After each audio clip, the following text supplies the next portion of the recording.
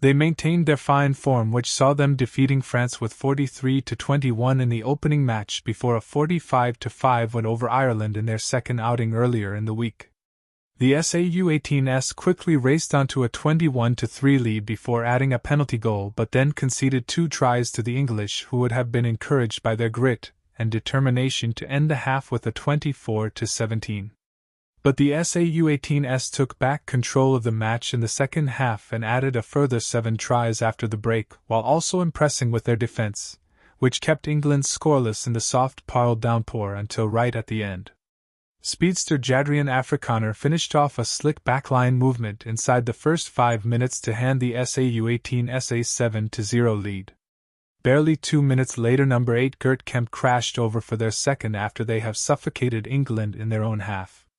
With fly half Laima Naila adding his second conversion, the U18s were firmly with their tails up at 14-0.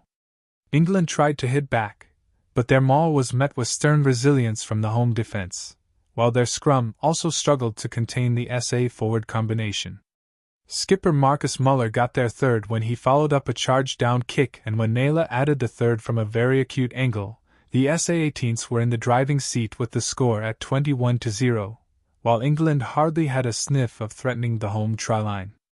In fact, the English first points came exactly halfway through the first half when pivot Hugh Shields slotted a mid-range penalty to reduce their deficit to 21-3.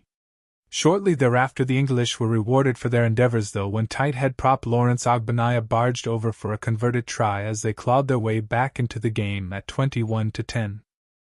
With England threatening to gain momentum, the U18s opted for an easy, short-range penalty goal to keep the scoreboard pressure going through Naila's successful kick, 24-10, but they conceded another converted try when England scored through flanker Henry Horsfall to make the halftime score 24-17 in the home side's favour. The U18s started the second stanza like they started the match, which saw Muller put in a forceful run which led to midfield partner Ethan Adams going over, and the bulky inside centre was soon followed over the try-line when right-wing Juanaid Stewart collected a cross-field kick to dive in the corner to make it 36-17. The SA forwards were now hitting their straps, and it came as no surprise when tight-head prop J.G. Badenhorst was sent over for another well-worked effort, which was converted by Ruben Greenwald, replacement fly-half, as they stretched their advantage to 43-17.